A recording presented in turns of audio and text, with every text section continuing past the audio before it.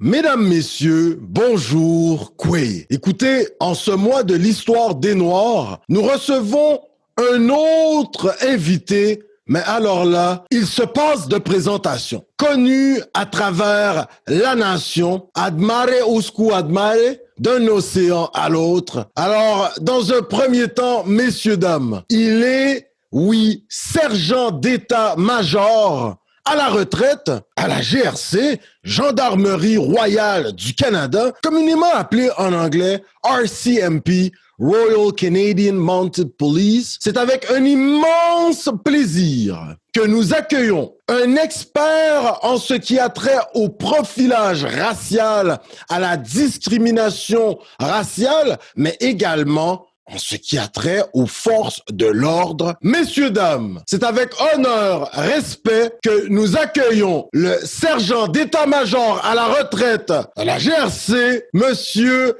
Alain Babineau. Bonjour, mon cher. Hey, c'est moi, tu parlais de moi, là? Ben...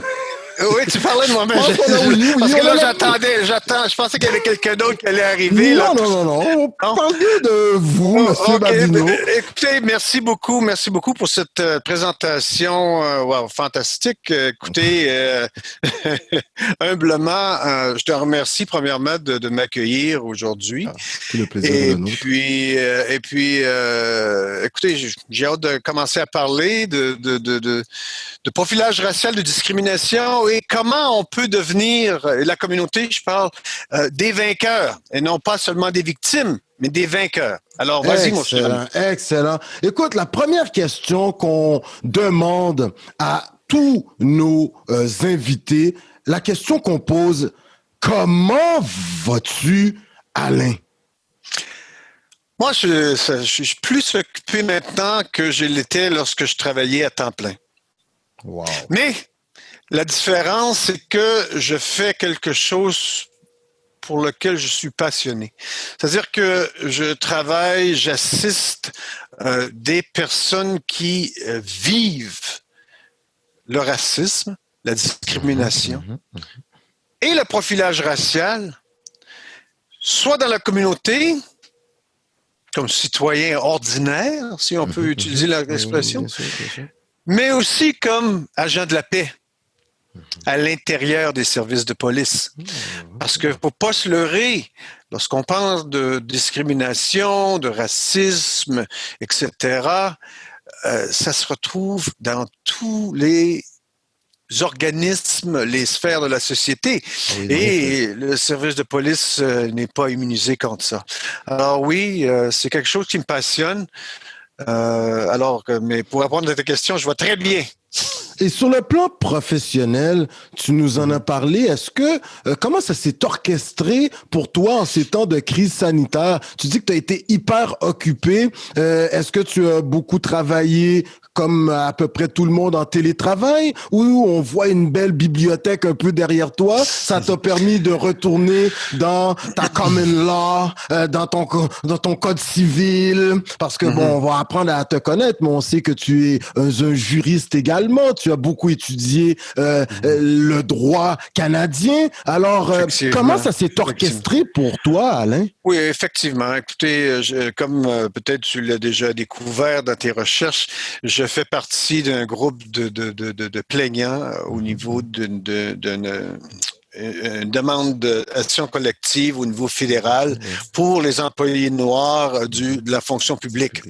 Alors, c'est quelque chose qui m'a accaparé beaucoup depuis quelques mois au niveau de collaborer à l'interne aussi avec les stratégies de présentation et de développement de notre mouvement, parce que c'est un mouvement, c'est pas juste une demande d'action collective, c'est un mouvement qu'on a créé et puis j'encourage les gens à rester à l'affût parce que beaucoup de choses qui vont ressortir. Là, ça m'a accaparé beaucoup de mon temps, mais en même temps aussi, je demeure commentateur de situations, comme tu le sais, au niveau du profilage racial ici à Montréal, mais aussi à Ottawa et partout au Canada, finalement. Je suis en contact avec beaucoup d'individus. Admare usque admare, d'un océan à l'autre. Ça, c'est important. C'est important hein, de pouvoir nous relater, surtout d'être à l'affût de ce qui se passe. Tu dis que tu t'assures actuellement de débusquer un peu tout ce qui est discrimination au sein de la fonction publique, mais l'agent de la GRC est lui-même un fonctionnaire fédéral. Ben oui, mais on sait que toi-même, tu as été longtemps au sein du plus haut corps policier au pays, l'équivalent en quelque sorte du FBI, Federal Bureau of Investigation. Alors, la GRC, on va en parler un peu plus tard très rapidement, mais on sait qu'il y a eu beaucoup de sorties, entre autres lorsque tu as quitté après près de 27 ans de carrière la GRC, tu vas 28 ans, 27 et 3 mois, je pense, quelque chose comme ça. Là, ça peut, tout dépendamment des contrats, que bon, voilà.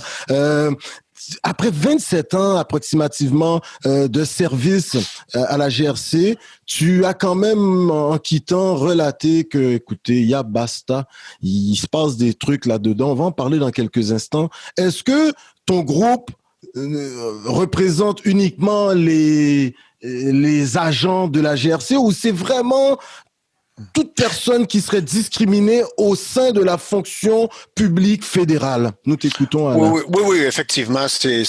Moi, je représente comme plaignant, je représente des agents de la GRC noirs, OK? Mais bien entendu, l'action collective en tant que telle, c'est pour tous les employés noirs de la fonction publique fédérale. Alors, que ce soit de Border Integrity, que ce soit de la fonction publique, qu'une personne soit un clerk, comment on dit, un commis. Oui.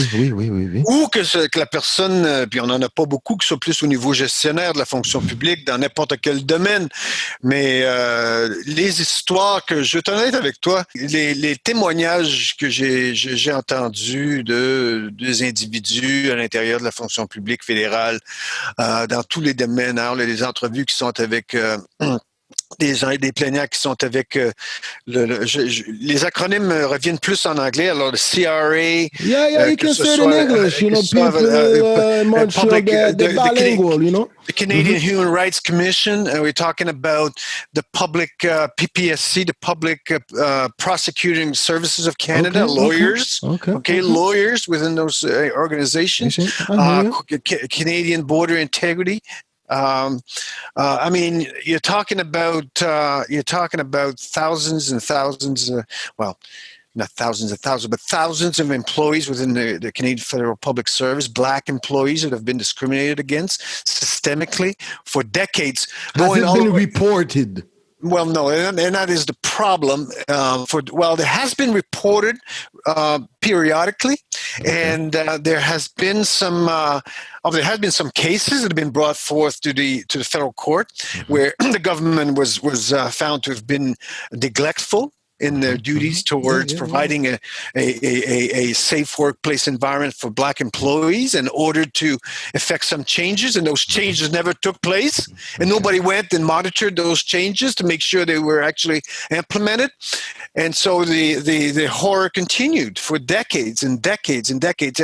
And so this particular class action suit is really it's twofold. Number one, to make sure people get damages and compensation. Losses in terms of promotion opportunity and whatnot, but also to effect meaningful changes within the Public Service Canada that will be monitored by a particular secretariat for Black employees. In other words, we'll be in charge of making sure that these changes that will be ordered by the courts will actually. Are you talking about affirmative action? Is that what you're talking about? Because some people are like... Well, affirmative action is an American term. Here we use employment positive.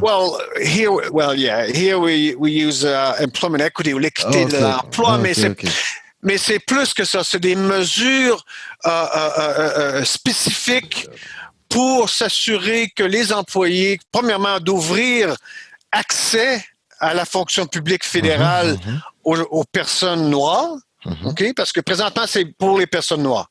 afro-canadienne, noire, exemple.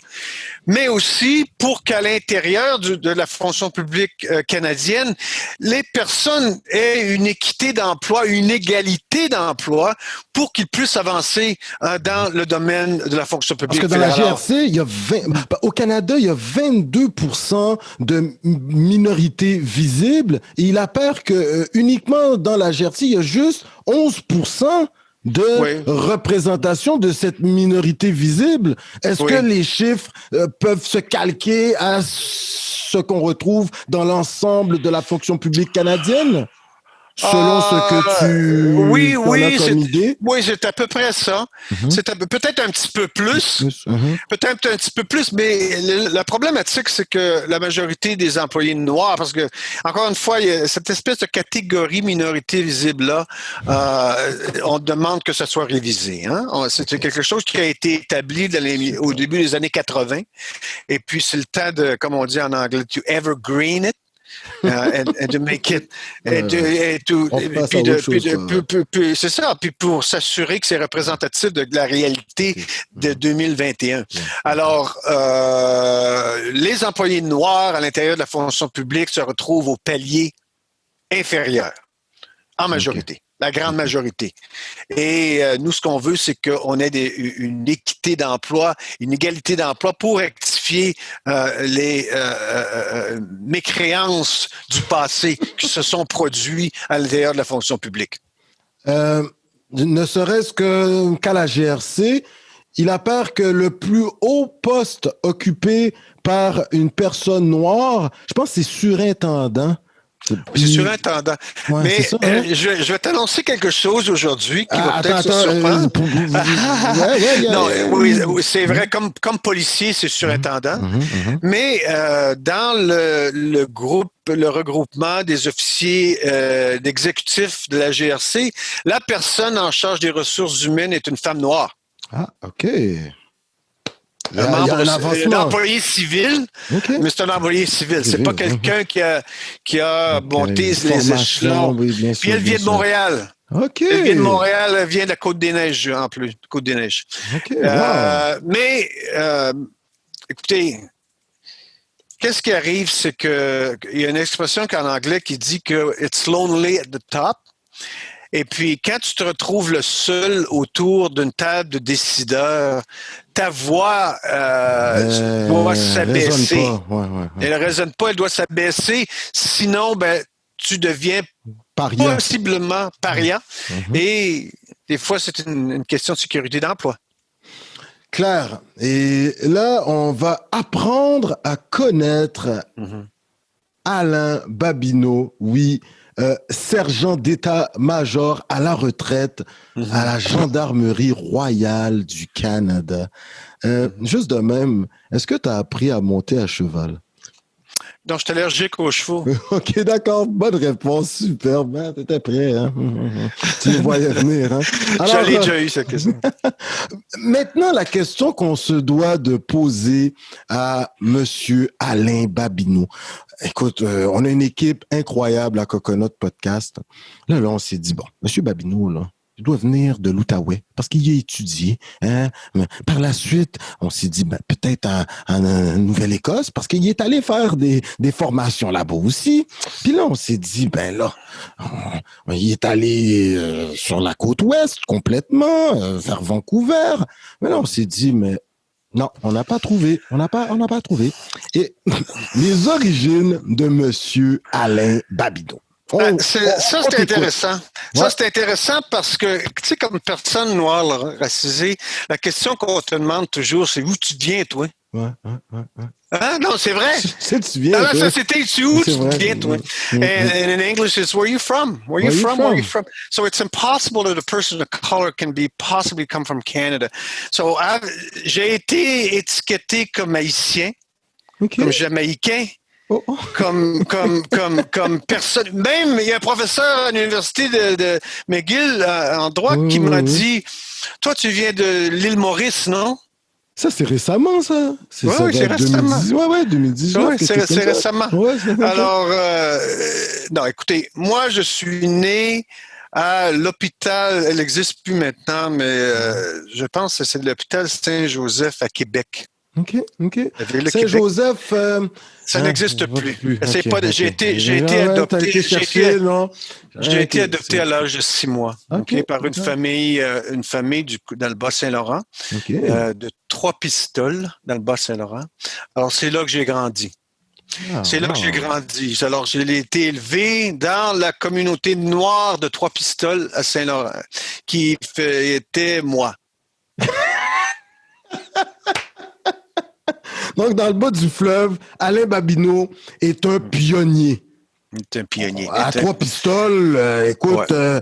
Alors, comment ça a été tes premières années? Tu vas recevoir l'amour de ta famille, ça c'est clair. Mais lorsque tu sors, dans un premier temps, étais-tu bien également accueilli par les tantines, les mononcles? Tu sais, un peu, là, quand on t'amenait dans un souper de Noël, puis là, c'est la première fois. Est-ce que, ouais, habituellement, ça fantastique. va, hein, en région, Fantastique. là, c'est fantastique. Il n'y a aucun problème parce que, puis ça, je l'ai toujours dit. Un, tu es une nouveauté. Deux, tu n'es pas une menace.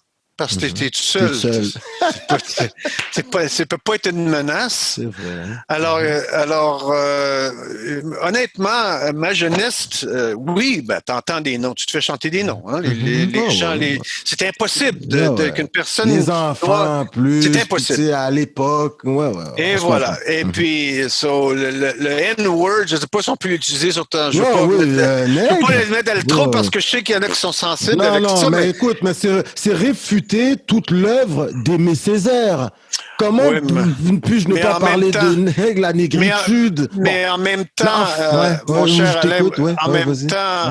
Alain, moi, c'est un mot qui m'a beaucoup blessé. Alors, je n'ai pas quelque chose que je veux. Mais entre nous, entre noirs, est-ce que. Parce qu'en créole, Alain Babineau, c'est nec pas mouillé.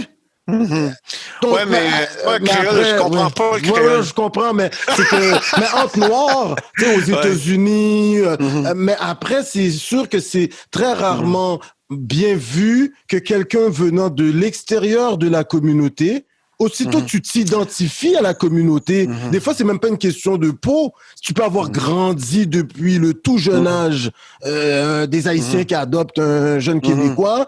Bon, c'est nec pam, et puis c'est bon, et puis je veux dire en même temps, c'est s'approprier un mot pour. Ouais, mais ça devient. Mais moi, j'évite le mot parce que je suis pas de la culture créole, puis deuxièmement, l'impact que ce mot-là a eu en Amérique du Nord est vraiment pas quelque chose. Puis moi, j'ai comme lorsque tu donnes à la majorité un pouce. Mais ils en prennent une verge. Quand tu en prennent une verge, ils en prennent 1000. Là, on parle en 1000 kilomètres. Je ramène ça, la génération. Moi, j'ai rendu dans les deux. Mais, so in English, you give them an inch, you take a mile. So it's a no-no for me. It's not a term that I want to use, that I want to banter. I'm having a conversation with my son around that. And of course, he's a generation that he doesn't see any problem with it. But so I don't want to use that. But I've heard it through my, as a kid, you hear it, and to a point where at one point, of course, it hurts you, and it becomes, you think it's your middle name. But je pourrais dire en général, mon enfance c'est quand même assez bien passé. C'est quand tu deviens plus compétitif que ces choses-là ressortent. Donc, le racisme méchant ressort. Je parlais avec Georges Larac l'autre fois, et puis lui, écoute, mais moi, j'ai joué au hockey. J'ai joué au hockey toute ma jeunesse, alors tu peux être sûr que... Puis j'étais un des bons, alors tu t'imagines... Parce que pourquoi? Ça sort des estrades, ça patinoire, ça glace. On se comprend, parce que c'est la compétition. C'est la compétition. Et ça se transpose lorsqu'on vieillit dans le monde du travail, parce que tu deviens compétitif. Tu vois? Alors, c'est pas nécessairement aujourd'hui, bien entendu, les gens qui sont un petit peu smart n'utiliseront pas le mot pour t'insulter, mais ils vont être plus hypocrites, plus pour justement pratiquer leur question Le dans rejet ou... ouais. Ouais, en quelque sorte. Aussi ou quoi que ce soit. Fait que c'est vraiment ça. Alors, et moi, j'ai toujours voulu être policier. OK? J'ai toujours voulu être policier. J'ai jamais vu de policier noir quand j'ai grandi. On venait souvent à Montréal, j'en voyais pas. J'en voyais pas. Et ben, à l'époque, Il n'y en avait on pas parle des tant que années ça. 70-80, alors il n'y en avait pas, ou pratiquement pas. Édouard Anglade est devenu le premier policier noir des fins des années 70 ici à Montréal. Il y avait M. Célestin dans Saint-Michel, je pense que c'était dans les années fin 80, peut-être. Oui, mais c'est après Édouard. Alors, il y a plusieurs, je l'ai connu. Mais qu'est-ce que je veux dire, c'est que mais j'ai toujours voulu être policier. Alors, mais où vas-tu trouver cette force? Alors là, tu vas nous parler dans un premier temps de l'apport de ta famille, de tes parents, parce qu'ils doivent ils ont sûrement dû t'encourager énormément. Et où vas-tu trouver cette force de caractère qui va t'amener à faire des études plus que brillantes? Écoute, non, mais sérieusement, Monsieur Babineau, on se doit de le dire comme ça. Moi, je veux savoir dans un premier temps, est-ce que tu fais un bac en criminologie à l'Université d'Ottawa? Tu vas faire un certificat en leadership and police management, law and justice. Ça, c'est à la Dalhousie, l'université. Un diplôme en résolution de conflits également à Carleton, à l'université toujours. Un baccalauréat, on en a parlé là, Laws and Legal Studies, ça c'est à Carleton. Tu vas même graduer avec mention, honneur et respect. C'est comme vraiment, mais mention là. T'sais, et par la suite, tu ne t'arrêtes pas là, Monsieur Babineau. Tu vas te rendre à l'université McGill. Parmi les universités prestigieuses en Amérique du Nord, et tu vas y décrocher. Alors là, c'est un titre en droit BCL, JD, tu pourrais nous en parler. Le droit là. civil, baccalauréat en droit civil et un JD, Juris Doctor, qui est le common law. Alors à l'université McGill, c'est un B-Jural degree. Ça fait que tu as 2 degrés, un pour pratiquer en Ontario ou dans le reste du Canada. Puis, étant donné que le Québec est particulier, l'a toujours été, le sera toujours, le droit civil est de prédilection. Alors, on a deux clarifications. Où ça vient? Écoutez, moi, mes parents adoptifs, 2 personnes fantastiques, blanches, bien entendu, qui ont, je pense que mon père a fini l'école en 9e année. Mais ont toujours travaillé très fort. Alors, moi, c'est ces valeurs-là que j'ai toujours eues avec moi. J'ai toujours voulu être policier. Puis, j'étais pas quelqu'un au secondaire qui était fantastique. J'ai gradué mon secondaire. J'ai commencé le cégep. Je voulais aller en technique policière, mais à l'époque, c'est quelque chose que je vais revenir tantôt. À l'époque, pour aller en technique policière, ça prenait des notes très, très élevées, des notes de 80. Qui existe encore aujourd'hui. 85, si tu n'as pas 85, technique policière, ça, c'est une autre histoire qu'on pourra en parler plus tard, mais moi, je n'avais pas les notes pour aller là. Alors, je suis allé je me souviens pas, en sciences sociales au cégep, quoi que ce soit. J'ai fait une session, il y avait eu une révolte des étudiants à laquelle je faisais partie. Alors, ça a été la cassure du cégep. Et puis après ça, j'ai dit, bon, je veux devenir policier. Alors, j'ai essayé d'appliquer avec la Sûreté du Québec. OK, alors je me suis rendu à la période d'entrevue avec la Sûreté du Québec.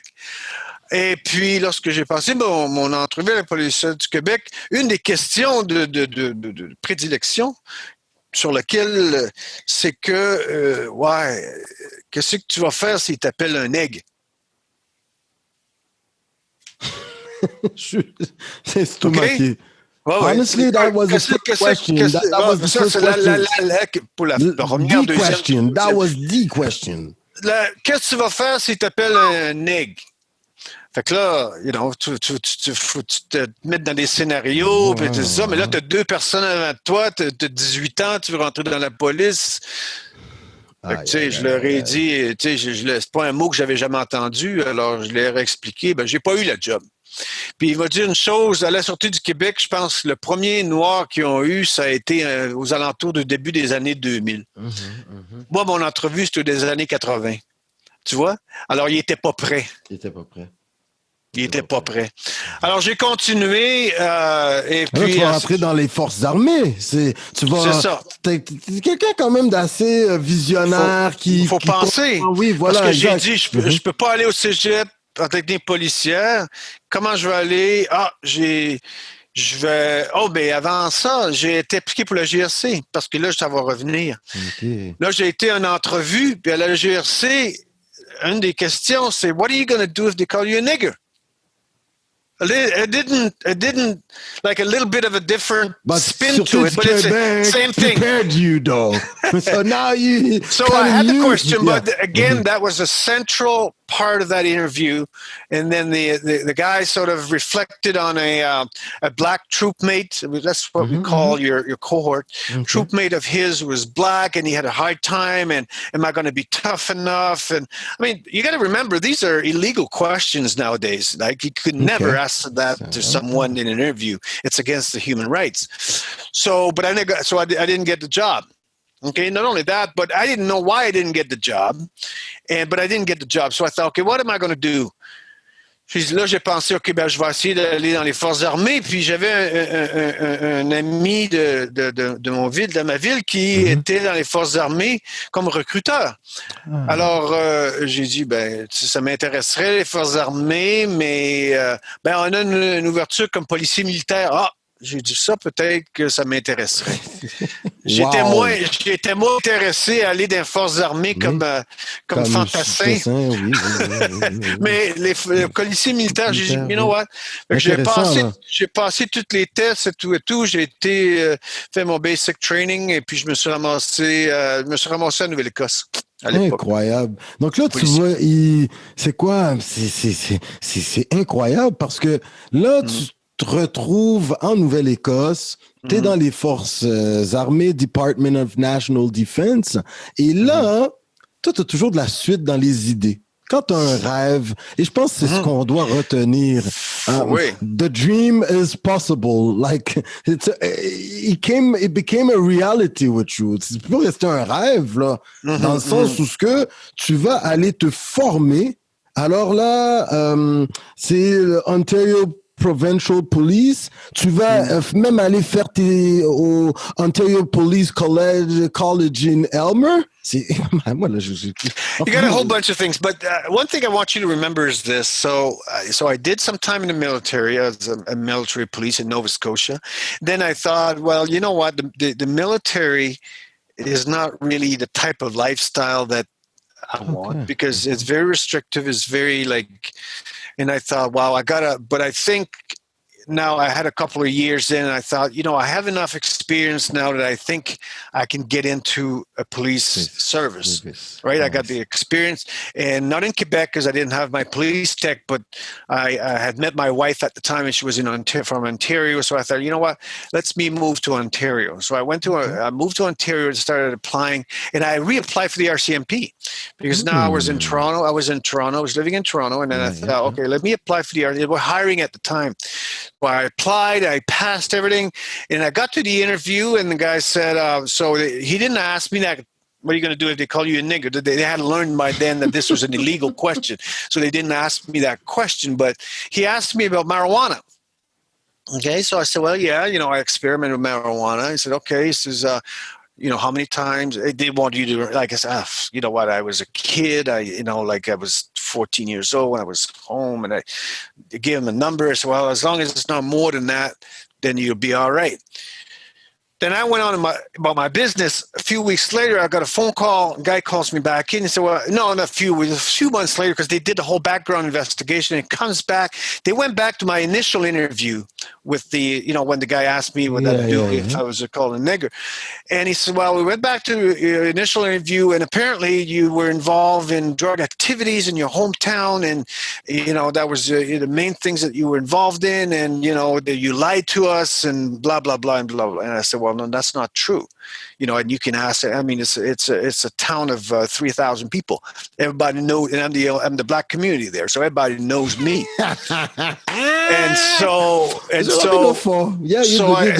So j'ai dit, non, ça marche pas.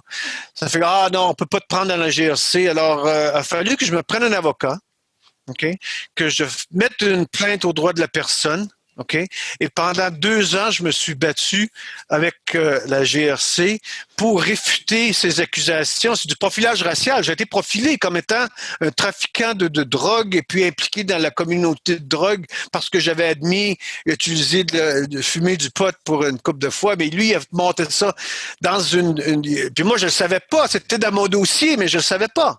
Tu vois? Mais lorsque j'ai dû appliquer, alors je me suis battu. Puis pendant ce temps-là, j'ai découvert que, écoutez, je dois aller aux études, je dois poursuivre mes études. C'est là que je me suis inscrit à l'Université d'Ottawa en criminologie. Et puis que j'ai gradué et tout. Et puis vers la fin de mon bac, j'ai appliqué avec la police provinciale d'Ontario. J'ai obtenu un emploi avec la police provinciale d'Ontario et j'ai été affecté à Toronto. Super. Mais pendant ce temps-là, la plainte aux droits de la personne avec la GRC continuait. Et puis finalement, il y a eu une entente à l'amiable qui ont dit, OK, écoutez, on va vous offrir un poste si vous êtes encore intéressé. Mettez ça de tout côté en autant que tout est beau, tout est correct. On vous offre un poste comme membre de la GRC. Alors là, je devais prendre une décision. Est-ce que je reste avec la police provinciale d'Ontario? Ça faisait quand même 6 mois que j'étais avec eux. Ou je m'engage avec la GRC. Et puis, après des délibérations, j'ai dit, je vais aller avec la GRC. Et puis là, je me suis retrouvé à Regina. Ça a été ça mon parcours pour rentrer à la GRC.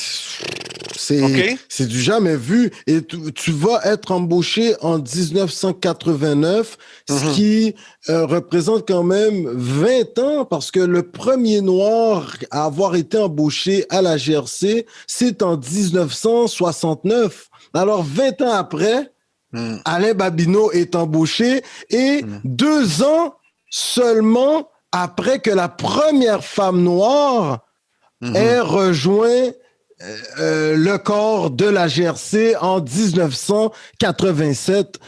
Alain Babineau, tu fais partie de ces pionniers. Et toi, quand tu vas rentrer à la GRC, maintenant, toi, tu poursuis tes études entre-temps. Alors, oui, tu as toujours. certaines velléités quand même.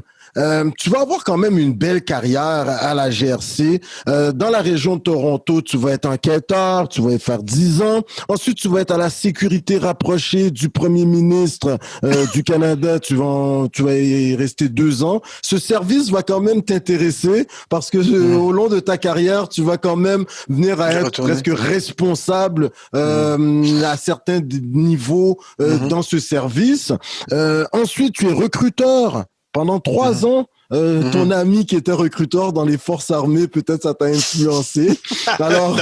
non, c'était pas ça. Qu'est-ce qui m'a influencé? Je veux dire, Alain, c'est que j'étais à Ottawa, j'avais la question du premier ministre, et puis il y a eu une opportunité de promotion qui s'est ouverte ici à Montréal, au recrutement à Montréal, spécifiquement pour les minorités visibles. OK, pour les communautés. Aller chercher. Alors, j'ai fait l'application, puis j'ai eu la promotion, et puis je me suis revenu à Montréal, et je me suis vraiment impliqué à ce moment-là dans différentes communautés. Puis j'ai engagé, moi, le nombre de policiers noirs de la communauté que j'ai engagé, qui se retrouvent depuis 20 ans à la GRC, est incroyable parce que j'ai rencontré après ça au cours de mon service des policiers que j'ai engagés, que j'ai passé en entrevue, etc., de Montréal. Je pourrais en nommer une série. Une trollée, comme on dit. Oui, une trollée. Alors, ça a été vraiment enrichissant de pouvoir justement vraiment ouvrir la porte de la GRC pour les communautés et pour mais encore une fois on fait face au contre-coup lorsqu'on essaie d'augmenter la diversité à l'intérieur de services. On fait face au contre-coup de ceux qui pensent que ces gens-là vont venir voler le job et leur promotion. Et puis ça, j'ai dû combattre ça beaucoup. J'ai dû éduquer beaucoup de gens à l'interne. Ça a été mon plus grand défi, était l'éducation des employés blancs à la GRC. Non, c'est vrai. C'est l'inclusion, la fameuse inclusion, là, c'est l'inclusion des employés blancs à l'intérieur d'accepter des personnes qui ne leur ressemblent pas. C'est vraiment ça le travail qui doit être fait. Le restant, là, c'est pas... Nous, on est habitué de vivre avec dans la majorité blanche. C'est notre vie, on le fait toujours. C'est vraiment les Blancs qui sont pas habitués à nous avoir là, autour d'eux autres. C'est vraiment l'éducation qui doit se faire. C'est eux qui doivent être éduqués et non pas nous. C'est ça, puis ça, je le dis toujours aujourd'hui, même dans l'histoire de la diversité et l'inclusion, c'est eux qui doivent être inclus et pas nous qui sommes les inclus. Mm-hmm. En tout cas, il y a de la suite dans les idées, Monsieur Alain Babineau. Mais Alain Babineau, le fait que tu sois noir, tu as pris la peine de te former dans les grandes institutions académiques au pays. Tu vas à la fin de ta carrière à la GRC, mais alors là, tu viens avoir des responsabilités incroyables.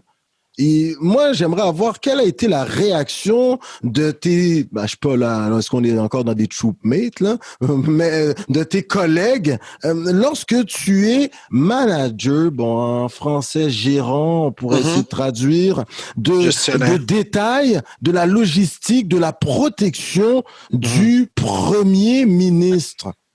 Ça, c'est incroyable quand même, Monsieur Babineau. Quelle a été la réaction? Parce qu'il y a un gage de confiance. On passe une série de tests, de qualifications au niveau de la sécurité, au niveau du pays.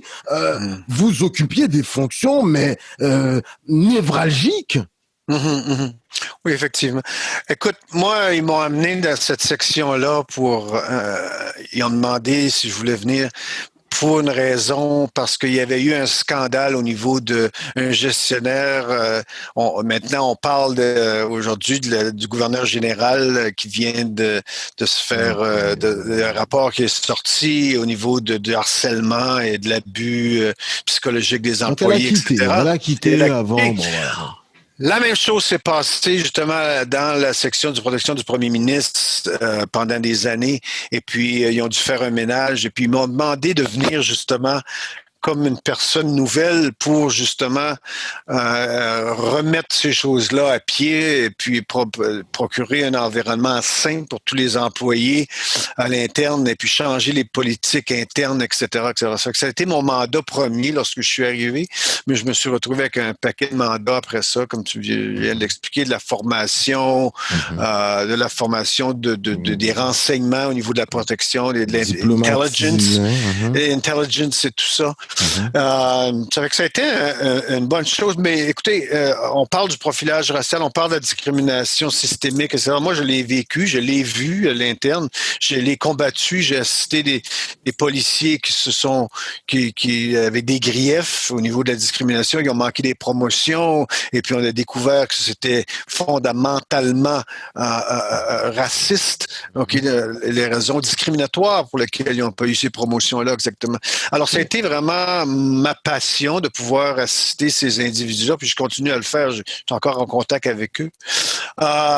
Mais ça a été vraiment ma passion lorsque je suis devenu gestionnaire, parce que lorsque tu deviens gestionnaire un petit peu, alors que tu commences à avoir un peu plus de rang, tu peux commencer à parler, parce que puis moi, éventuellement, je me suis rendu compte que lorsqu'on veut accéder à des rangs encore plus hauts, faut quand même mettre de côté un peu des fois ses valeurs. Et puis moi, je n'étais pas prêt à mettre de côté mes valeurs, même que j'ai fait une plainte encore une fois au doigt de la personne parce que leur système de promotion au niveau de gestionnaire de haut niveau est biaisé.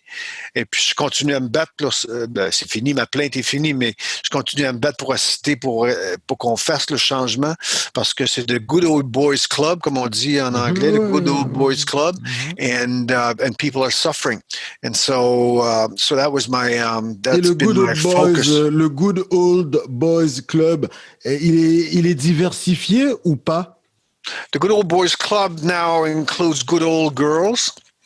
but they're good old white girls. They're good old white girls, and that's just the reality. I mean, that's just the way it is. That's just the reality. And the class action suit that we're filed for the public service is the same idea, same sort of schemes that's going on right across the public sector. It's the good old boys club that have been transformed into a good old, not transformed into, but that has opened its doors to good old girls who are now very doing the same things that they were done upon by the good old boys and to the rest of the community. So you will see very few black women, okay, that are successful in those positions, and you have and I'm using the word token because every now and then you do have token folks that are put into place, and unfortunately it shouldn't happen because they're not necessarily the best qualified folks to be in those positions, and then they will ruin it for the rest of the qualified ones that they will screw up, and then they will say, well, see, we try to put a black person in this position, but look at what happens. So we're not asking for tokenism. We're asking for equality and equality and equity, and that's what we're looking for. So are they mad at you when they see that you go out there and you are talking about what's going on within the ranks? Like, if are they mad at me? I hope they're mad, because otherwise I wouldn't be doing my job. But I'm not concerned about it. That doesn't keep me up. What keeps me up at night is really the trauma that some of the folks that are still in the organization are suffering, and they can't speak up or they can't speak out because their fear. Oh, some folks are de représailles. Des fois, c'est pour leur vie, okay, leur santé mentale, etc. So I'm not afraid. I'm not afraid of anybody. Madame Brenda Lucky, commissaire à la GRC, femme quand même, c'est que je pense une première, une femme à la deuxième. Bon, quand même, mais il y a du chemin à faire. Elle a sûrement une sensibilité davantage sur toute question de discrimination. Sous son joug, est-ce qu'on est en train de sentir qu'il y a des changements au sein des rangs de la Gendarmerie royale du Canada, Monsieur Babineau? En anglais, j'ai appelé ça a dog and pony show. Tu sais, dans les la fête foraine, quoi. La fête foraine où t'as les chiens puis it's a dog and pony show because c'est sur la surface, il y a rien de concret, c'est des grands principes de diversité, d'inclusion, et des grands prononcements, et absolument au bout de la ligne, parce qu'elle sait qu'il y aura personne pour suivre, pour surveiller si ces grands prononcements-là sont mis ces grands discours-là sont mis en application. Et puis, c'est les grandes choses qui aboutissent à rien au bout de tout ça. Elle, Madame Lucky, elle a été bénéficiaire d'un programme que la GRC a mis en place en 2011 qui s'appelle le Gender and Respect policy to increase the number of females in the organization at all ranks, at every ranks. So that was back in 2011. And then 10 years later, she's a commissioner. So she was the beneficiary of this particular program. But that program, as you mentioned earlier, it was an affirmative action program in a sense that it had clear numbers, benchmark that had to be met.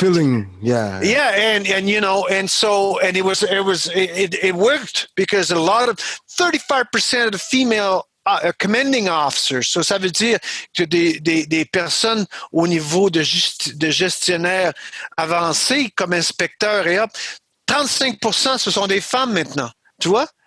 So en 10 ans, ils ont été capables. So it's possible. But guess what? When I talked about the good old boys club, unfortunately, what do they say? What did they say to you? Well, they say nothing to me, but what I'm saying is that Commissioner Lucky has become part of the good old girls club and the boys club. So she's part of that club.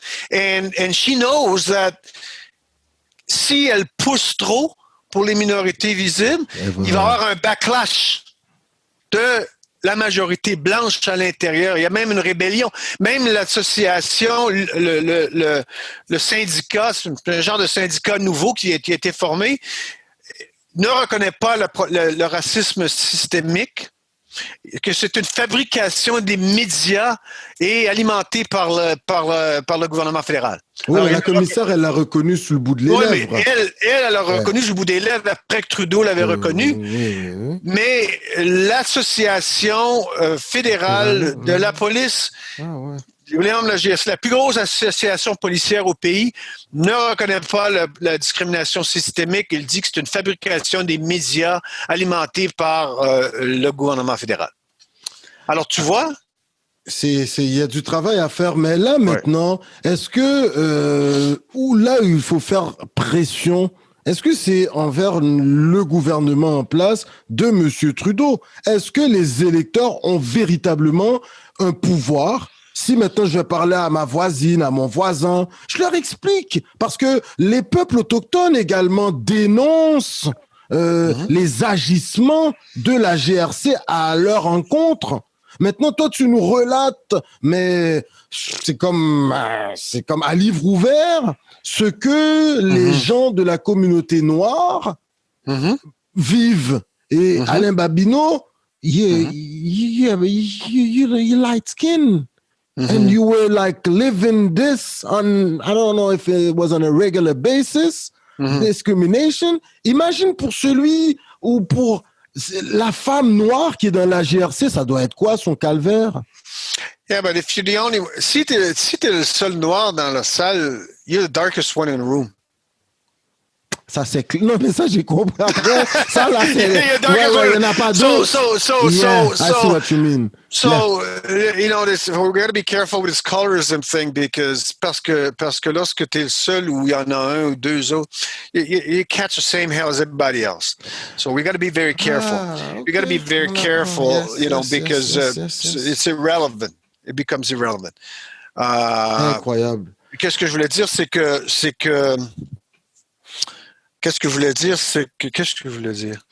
que finalement, oui, les électeurs, les personnes doivent être sensibilisées, les électeurs doivent être sensibilisés, les gens doivent parler. Tous les organismes. Malheureusement, ce que je déplore un peu, c'est que on souvent, puis ça, je l'ai dit au début, souvent, fermez la lumière qui me tombe un peu dans les yeux. Souvent, on adopte ce manteau de victime. Regarde, c'est ça qui m'est arrivé, c'est terrible, c'est ça, puis ils sont comme ça, comme ça. Puis les jeunes ne font pas rien pour essayer de changer les choses. Fait qu'il faut vraiment, selon moi, changer cette paradigme, je sais pas comment on dit en français, de paradigme. Oui, le paradigme, oui. Paradigme de victimhood, victimisation, en devenant vainqueur contre ces choses-là. Alors, c'est vraiment ça. Mais toi, quand tu quittes en 2016, tu vas être en action directement parce que, tu vas avoir quelques contrats, mais en 2018, tu vas fonder Maintien le droit service. Ça, c'est quand même intéressant. Alors, ce service de conseiller expert, puisque tu as tout un bagage acquis au fil des années, tout au long de ta carrière, c'est un peu le message que tu as envie de donner, de passer aux plus jeunes peut-être et aux moins jeunes. Il faut se mettre en action aujourd'hui. Faut se mettre en action. C'est sûr qu'il y a des gens qui ont, comme je te dis, à l'interne, je sais pas si tu as suivi un petit peu la situation qui s'est cette semaine au niveau du poste de pompier à Calgary, Oui, un petit avec peu. le racisme épouvantable. Je suis en contact avec les gens avec Mhm. les pompiers noirs. Et puis, c'est Calgary. épouvantable qu'est-ce qu'ils ont vécu. Mais il faut pas, cachez-vous pas, ça se reproduit ici à Montréal. Mais Montréal, les Noirs au poste de pompier, il n'y en a pas beaucoup.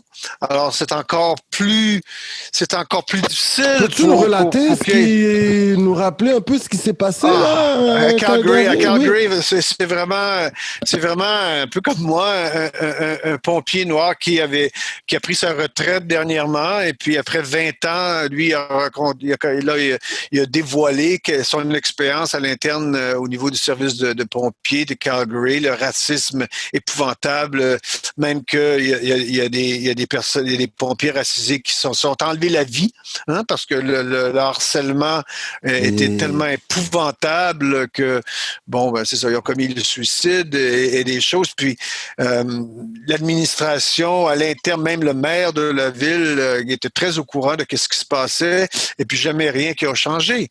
Jamais rien qui a changé.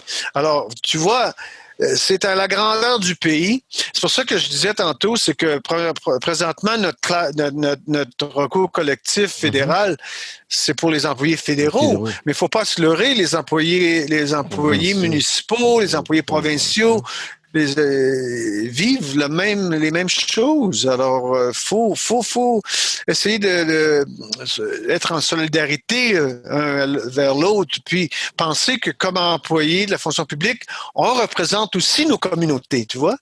Alors, c'est important. Mais on est un privilège dans le sens où on a une bonne job, on a une bonne pension, etc. Alors, on se doit we gotta give back, you know what I mean? Excellent. Et Alain Babineau, l'entrevue tire à sa fin. L'une des questions qu'on se doit de te poser, un jeune issu des communautés noires, des communautés racisées, qui lui, depuis le tout jeune âge, comme Alain, il souhaite aider son pays, il veut devenir policier. Et lui, c'est la gendarmerie royale qui l'intéresse, le chapeau beige, l'uniforme rouge. Hein, c'est un peu bucolique, mais il se fait une idée. Toi, tu as été recruteur pendant longtemps. Quels sont les bons côtés? Quand même, tu le dis, tu as eu une très belle carrière, tu as été apprécié, tu as eu des moments peut-être plus difficiles, mais en somme toute, tu as eu une belle carrière. Un jeune qui aimerait venir servir son pays, issu de nos communautés, quels sont les bons côtés et par la suite, sur quel aspect devrait-il davantage faire attention ou davantage mieux se former pour pouvoir les affronter? On t'écoute, Alain Babineau.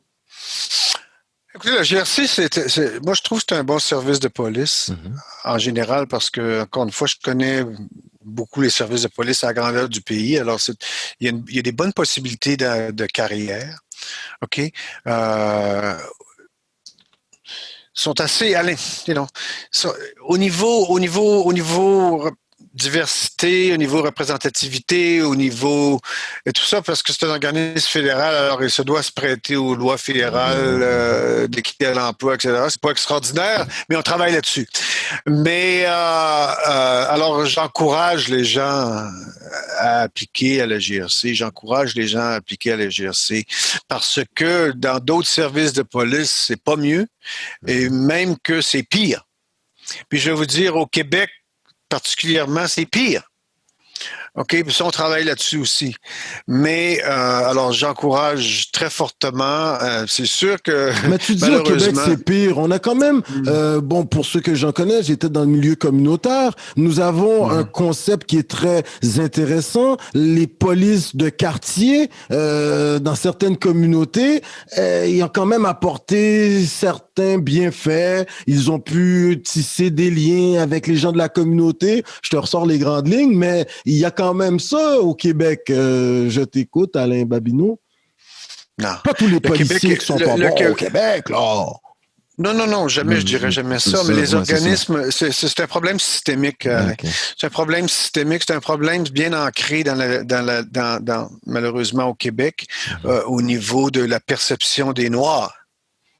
Ça, c'était numéro un. Et puis, dans les services policiers, il y en a tellement peu que malheureusement, c'est difficile d'opérer dans les environnements. Écoutez, l'été passé, j'ai représenté 9 policiers noirs au SPVM qui ont fait une sortie contre leur syndicat et contre le service pour la discrimination à l'interne, etc. J'ai parlé en leur nom parce qu'ils avaient peur. Oui, c'est sérieux, c'est sérieux. Et puis, je suis en contact encore avec les policiers et tout. Et puis, c'est une réalité qu'ils vivent à chaque jour. Alors, les mentalités doivent changer. C'est pas que je veux dire que les gens sont plus racistes ou moins racistes. C'est que lorsque des perceptions, des choses sont ancrées depuis des années à l'intérieur d'un service de police, c'est très, très difficile à enrayer, mais on travaille là-dessus. Je travaille beaucoup avec la communauté à Repentigny, beaucoup de travail avec le Repentigny. On va en faire encore plus. Mais à Laval aussi, il y a certains jeunes qui ont poursuivi. Ouais. On a grandi à Laval. Moi, je te dirais dans l'est de Laval. Les gens qui sont dans Saint-François-Laval, M. Babineau, écoute, c'est une enclave en quelque sorte. Il peut être 10 heures du matin, tu te fais contrôler, même quand tu es candidat aux élections, parce que qu'est-ce que tu fais à 10 heures du matin avec un nœud papillon, un chapeau sur la tête? Où vas-tu? Où vas-tu? Où vas-tu à 10 heures du matin, cravaté, costumé? C'est ça, ça n'a pas d'allure. Terrebonne, Mèche-Couche. Oui, Terrebonne, ces derniers là, tu fais des représentations à Terrebonne, là, oui. Alors c'est malheureusement, puis la problématique se trouve dans le fait que les communautés noires de ces municipalités-là grossissent, s'accroissent. Tu vois? Alors, ça crée parmi la majorité une genre de sentiment de qu'est-ce qui se passe, on se fait envahir. Repli, ouais. On se fait envahir. Et qui est transmis aux services de police qu'eux ont dans la tête des stéréotypes de gangs de rue, etc., qui appliquent dans leur petite municipalité. Alors, c'est là le problématique. Alors, ce sont ces stéréotypes-là que l'on doit combattre. OK? Il faut pas t'oublier que les Italiens, là, ils se font pas tout étiqueter comme étant des mafiosos.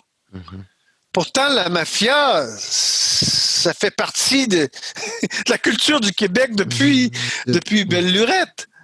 Les motards. Alors, le petit blanc, là, il se fait pas accuser de motard parce qu'il était... Non. Alors, pourquoi... Toi, à 10 heures du matin, tu te fais questionner comme... Tu sais, il y a un problème. Alors, c'est vraiment ancré je veux dire quelque chose. Tous ceux qui sont dans les couronnes, tu sais, aux alentours de Montréal, c'est toujours lorsque tu traverses le pont et que tu te rends à Montréal, safe haven. C'est comme, là, ils sont habitués à en voir plus. Donc, c'est comme, mais tu sais, c'était ça la réalité parce que ces services-là, on va dire que Repentigny, c'est plus tough qu'à Montréal. Repentigny, tu sais, comme Laval, oh my God. Laval, personne s'en préoccupe parce que c'est un peu l'arrière-cour de Montréal. Mais ce qu'il se passe à Laval, il faut le documenter. On s'en préoccupe. J'ai dénoncé l'été passé leur fameux plan d'action, encore une fois, qui avait copié de la ville de Montréal. Mais le chef de police de Laval est un ancien policier. Pas le chef de police, le maire est un ancien policier. Puis il a admis que le profilage racial systémique existe. Mais il y a une marge entre l'admission puis ce qui est fait sur le terrain. Fait qu'on continue à marteler et puis on veut des changements au niveau provincial, au niveau des changements de loi. Alors, il y a beaucoup de travail à faire. Mais les gens doivent quand même aller de l'avant, se plaindre. Moi, je dis ça toujours, après ça, j'arrête. Là.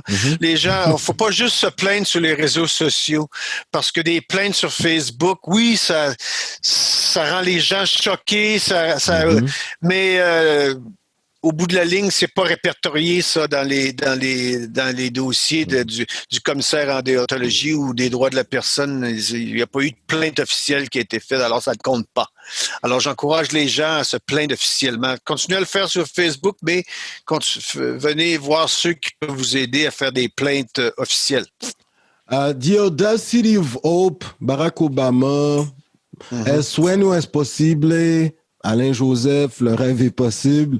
À quand une ou un commissaire noir à la GRC? On voit aux États-Unis, il y a eu le général des forces armées américaines, entre autres, je pense, il est issu des communautés noires. On a le ministre même de la Défense, si ma mémoire est bonne, issu également des communautés noires aux États-Unis. Notre ministre de la Défense au Canada, je pense qu'il est issu des communautés sikhs.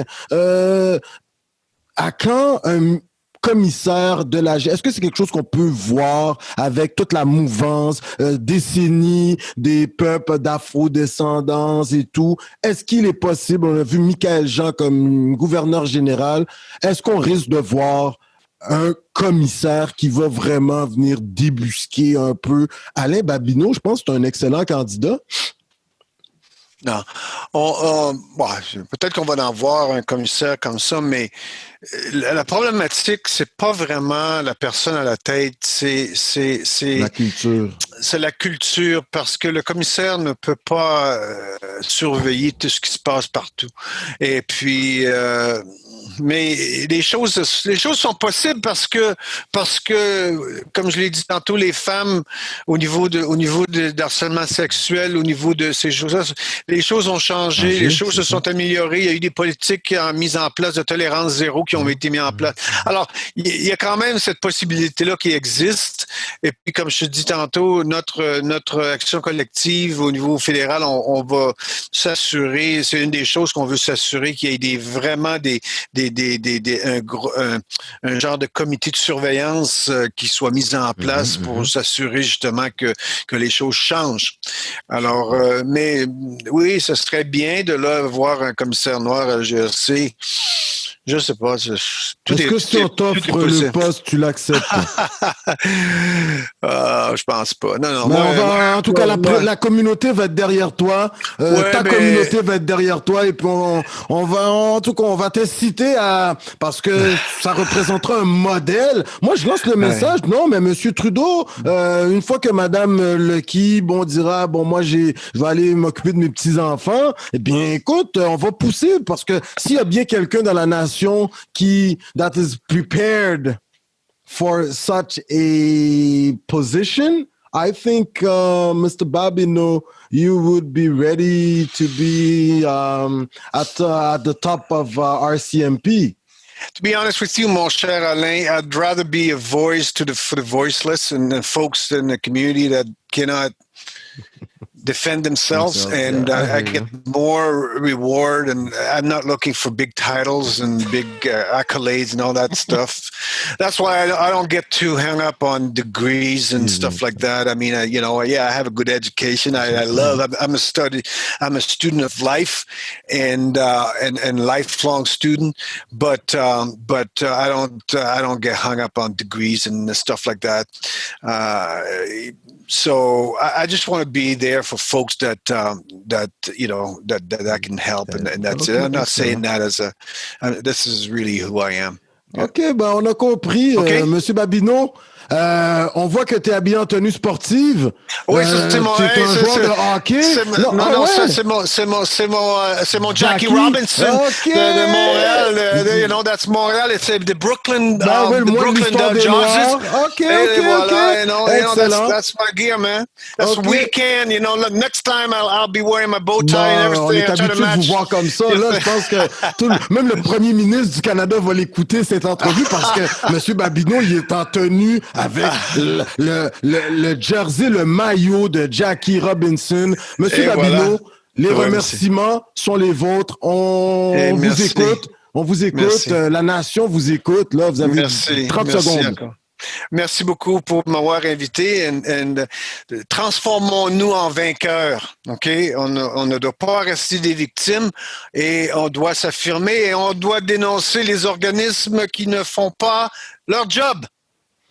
Monsieur Babineau, comme je dis si bien à tous mes invités, à la toute fin de mes entrevues, en langue inou, on dit « Chinash Kumitin ». Chez les Algonquins, on dit « Miigwech ». Miigwech. Et chez les Autochtones, nos frères et sœurs, nos premiers peuples, dans la région de Montréal, alors on dit « Niawen ». Alors je te dis merci énormément. Merci. Et continue l'énorme travail que tu es en train de faire pour toutes les Canadiennes et Canadiens et surtout ceux qui sont victimes de discrimination et surtout au sein de la communauté noire. Merci. Merci. Messieurs, dames, oui, nous étions avec Alain Babineau, sergent d'état-major à la retraite, la GRC, Gendarmerie royale du Canada. Écoutez, il a occupé les plus hautes fonctions au sein de ce service, surtout en ce qui a trait au service de garde rapproché du premier ministre du Canada. Une entrevue incroyable. Je vous invite à le suivre sur les réseaux sociaux. Sinon, il est toujours à la radio ou à la télévision. Messieurs, dames, comme j'aime bien le dire, eh bien, on se voit même poste sur les ondes de Coconut Podcast. Et comme j'aime bien le dire en langue autochtone, Niawen, merci, au revoir.